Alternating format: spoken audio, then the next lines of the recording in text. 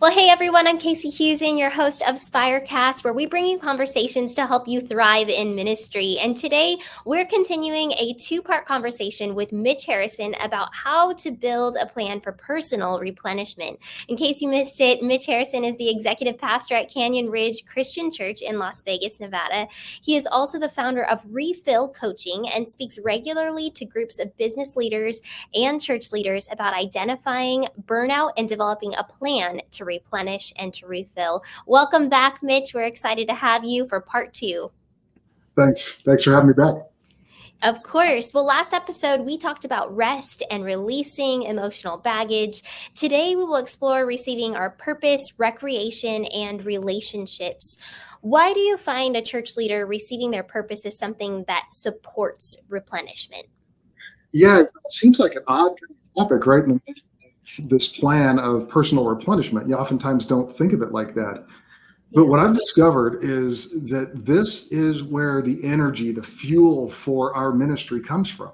When we have a clear sense of our calling, when we have a clear sense of what God has uniquely gifted and wired me to do, the significant contribution that He's called me to make in the environment that I'm serving in, that's where our fuel comes from. That's where our energy tends to come from. Taking time to rest, taking time to unpack your emotional bags, those things are helpful in stopping the drain of energy from us. But this is the one that gives us our energy back. I mean, think of what has happened. And people have seen this. It's almost cliche to say, man, I lost sense of my calling. I've lost my personal sense of mission and purpose and calling. And when that begins to happen, man, the energy for ministry is gone. This is the thing that begins to give us energy. When we are dialed in to what it is that God has given us to do and the unique contribution that each one of us can make, we find that we just have energy for days. And so it's important for us to do things that continually reconnect us with God, to receive from Him, not just the calling at one time back in our past, when we were called to ministry or when we felt God nudging us in His direction. We reconnect with that calling on a regular basis so that we don't lose sight of the things that God has given each of us to do. What are some practical ways that you have either coached others or you yourself have done that kind of exercise daily? Yeah, that's it is a tough one. I got to be honest. On the practical side of this, finding regular rhythms of this is really a tough one.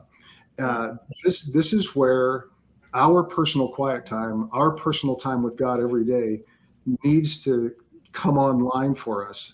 Oftentimes, that personal quiet time can really grow stale for church leaders. They're like, man, I'm in the Bible all the time. I'm studying the Word all the time.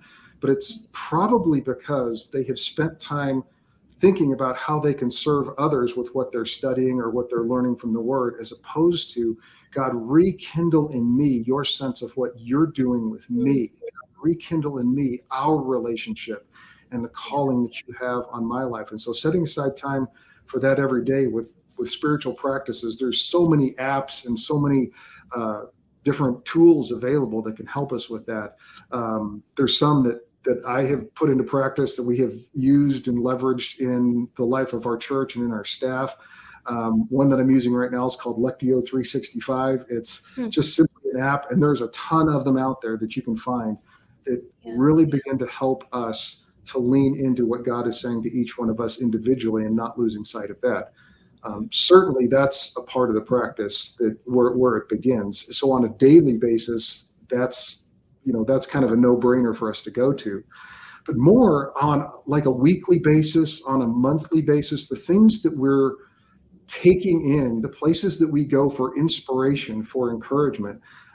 For me, it's looking for particular kinds of books to read, not just grabbing every book that everybody tells me I probably should read. Like, I want to read books that restore my sense of passion around what I'm doing. There are so many books and resources out there. You could spend your life and never get through any of them.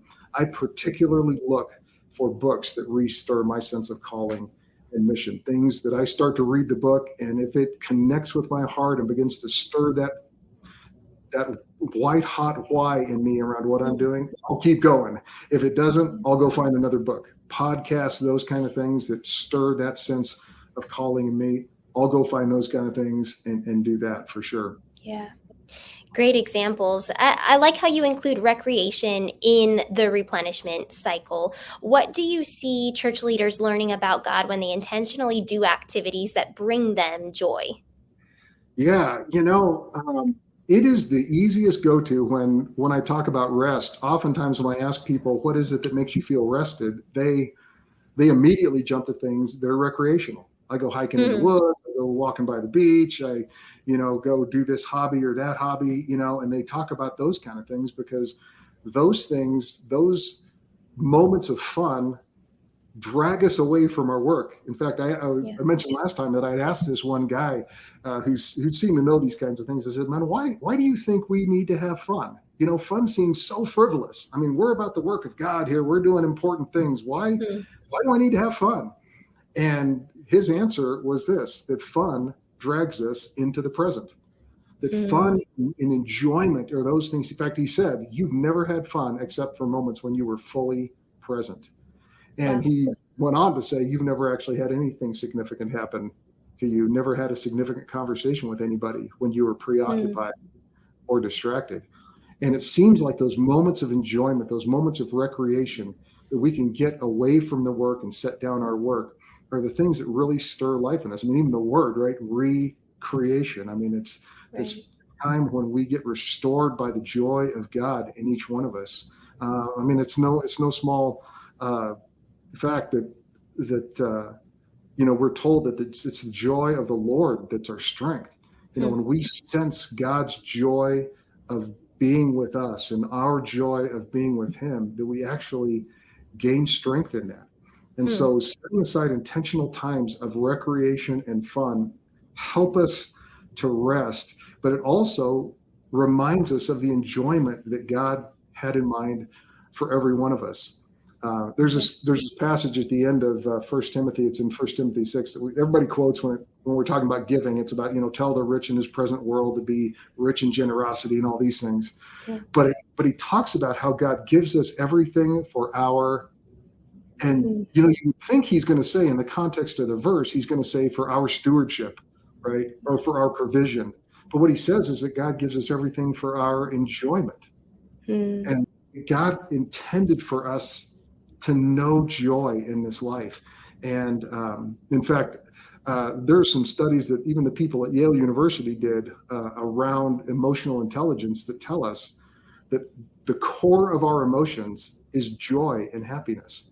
That Hmm. we are all kind of on this journey to find things that make us joyful, that make us truly, deeply satisfied with our life. And and really, we as followers of Jesus know that make us truly and deeply satisfied with God, that we enjoy God. And it's in those kind of moments that we get replenished, that we get something put back into us that we have expended somewhere along the way. Yeah. Similar to what we talked about in the last episode, part one, when we were talking about you just modeling, taking time away from ministry to replenish, to rest. The few times that I have gone back to see my counselor, they will ask me the dreaded question, what are your hobbies? and, and I'm like, man, this shouldn't be so hard to answer. But I find other leaders, especially the type of leader that needs this kind of coaching, a plan for personal replenishment, they struggle with identifying hobbies, identifying ways of play and finding joy, and not listening or doing things that result in being able to teach something or transfer to someone else. And so I laugh as you talk about this because it's just a constant reminder. I have little kids now, so they keep me pretty present because they are in a season where play is very much a priority. Which is a great example too. Let's look at the kids, much more restful than we are. Why? Probably because play is such a priority to them. No, it's really funny. Parents oftentimes, as I talk to especially parents of young children about this topic, it is a real challenge for parents of young children.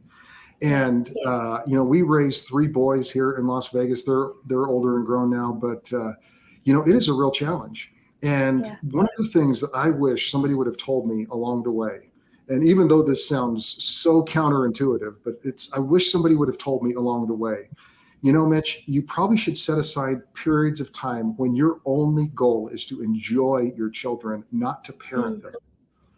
Because we feel like we have it's this guilt thing that we have. And I think it's the same guilt that oftentimes drives us in our ministries. We feel like if we're not doing things that are productive, that are parenting our flock, pastoring our flocks and pastoring our churches, that we're somehow shirking our responsibility. Yeah. But, when can we find time? Certainly we got to keep our kids alive, all that stuff. Right. But when can we find time that we say, for this period of time, we're just going to set this time and we're just going to enjoy our children. We're just going to let them know our joy in being with them and let them feel the joy that we have as their parents, and let them feel the joy that they can have as kids, and to make those times of real recreation for us. I think as individuals, finding times when we give ourselves permission to just enjoy something deeply, to go out to that great meal and just enjoy it deeply, to go find that hobby, that thing that we love that's just so much fun to do, and to go and just enjoy times. These days, one of my forms of recreation is my 22-year-old son is wanting to play golf better. And so he calls up Dad and says, "Hey, Dad, you want to go play some golf with me?" I'm like, "Are you kidding me?" Listen, when your 22-year-old son, who can do anything he wants to do and go hang out with all the friends he wants to hang out with, wants to hang out with you and hit some golf balls, you go hit golf balls with your kid, Yes. And so just finding those kind of things, those kind of recreational things. For me in the fall, it was college football, of all things. I realized I'm just a huge fan of college football. I love watching it. I love going to see games. And so this fall, I kind of gave myself more permission to spend time and take in a few more games and do those kind of things, just for the sheer enjoyment and recreation of it. And, just feeling the joy of God in that think of how much enjoyment there is for a parent when we see our kids enjoying their life and enjoying the things that we've provided for them. How much more is our Heavenly Father just so pleased to watch his kids enjoy the things that he has made for them. Yeah, that's good. Really good reminders, especially for parents. Thank you for that. One of the things I love about what Spire does is that all of the events include some intentional space for relationships. What kind of relationships are important for church leaders to experience replenishment? Yeah, for sure. This is one of those, along with recreation, this is one of those things that we get to the end of our life and we say the same thing. I didn't spend enough time with these people or on these things. I should have done this more. I don't make enough time for these things. And people certainly is one of them. Just the enjoyment of relationships. I think oftentimes in the ministry, and let's just be honest about how the ministry can be, oftentimes in the ministry, people have been our problem. People have been the ones that have been depleting us. And so we think all relationships are going to deplete us. But it's just not true. There are those relationships with certain people that just fill our soul. There's places in Scripture that Paul talks about those people that have refreshed his soul, that have stirred him and helped him and encouraged him along the way. And man, if it's good enough for the Apostle Paul, it's got to be good enough for us, of finding those kind of relationships and making time, and I would say intentional time for those relationships, so that we can receive from them what others offer in terms of love and empathy and encouragement and support from the people that God brings around us. Yeah. Good. You've given us a great overview of these 5 rhythms. What advice would you give church leaders who would like a little insight on how they may be doing in these areas? Is there any way to quantify these areas? Sure, absolutely. One of the exercises I do in my workshop is that I will kind of draw a 1 to 10, measuring stick on a flip chart, and then just ask people, what do you look like when you are replenished to about an 8 out of 10? When your tank is full to about an 8, a little more than 3/4 of a tank full, what do you look like when that's true? And people will say things like, I'm more present, I'm more energized, I'm more focused, I have more clarity, I'm more creative, I'm more sensitive to others, I'm more kind, I'm happier. They'll say those when my tank is full to an 8, I'm those things. It's so important I call those our true north. Hmm. Like, people should identify what are the 2 or 3 qualities that show up in me when I'm replenished to about an 8. Hmm. And then ask myself, am I doing the things? Do I have regular rhythms in place that are moving me more and more in that direction all the time? So for me, my 2 true norths are joy and peace. For whatever reason in me, when I am more and more joyful and more peaceful, I'm also more and more all the rest of the things that I want to be. And so I plan and build rhythms that build more joy and more peace. And as those things build, then I become more focused and more creative and all the other things I want to be as well. And also, you can do that on the other end of the scale. What do you look like when you're say depleted to like a 3? What are the Yeah. qualities that show up in you then? And people often say, well, I'm irritated, or I'm, unfocused, or I'm, all the negatives of the things, before. And so Right. I encourage people to identify those as early warning signs. So in me, when I start to get depleted, when the needle starts moving from an 8 down towards a 6 or a 5, in that way, irritation and anxiety show up in me. So Hmm. joy and peace are my true north. Irritation and anxiety are my warning signs. And when Yeah. I see irritation and anxiety start to replace joy and peace, I think I got to call a timeout and find the things that replenish me, that fill my soul again. Because if I keep going the way that I'm going, I know where that needle's going to end up, and I know the kind of person I'm going to be when I'm a 3, and it's not Yeah. pretty. Yeah. Yeah. Great advice. What advice would you give to church leaders who are ready to form a plan that includes all of these areas for personal Yeah, replenishment? absolutely. It is all about the rhythms. It's not what we do one time. It's what we Mm. do all the time. It's not what we do that one day. It's what we do every day that makes a difference. And so asking yourself on a regular basis, daily, weekly, monthly, periodic, every 3 or 4 months, or annually, what rhythms of rest do I need? What Mm. rhythms of release, of emotional release, do I need?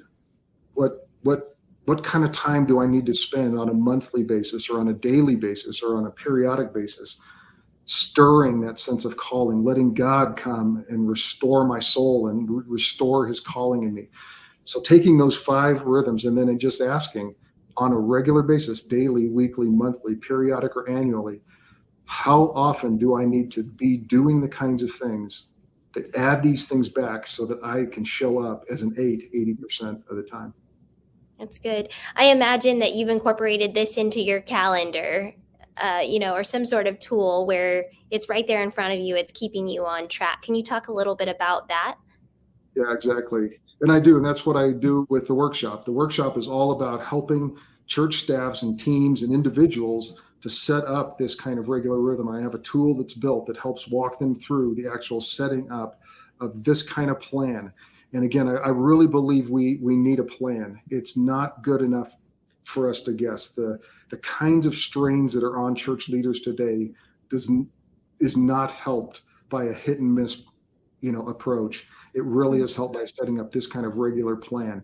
And so I have this tool that I would help leaders work through to build this kind of plan, that can be sustainable, and also it can be renewable, every 2 or 3 or 4 months, because life just changes. Things were Yeah. different in the fall than they are now, and so I adjust my plan, usually about 3 times a year, maybe 4 times a year, depending on what's happening over the course of the year. But developing that kind of plan, and then taking those things that you identify that are going to be a part of your rhythms and putting them on your actual calendar.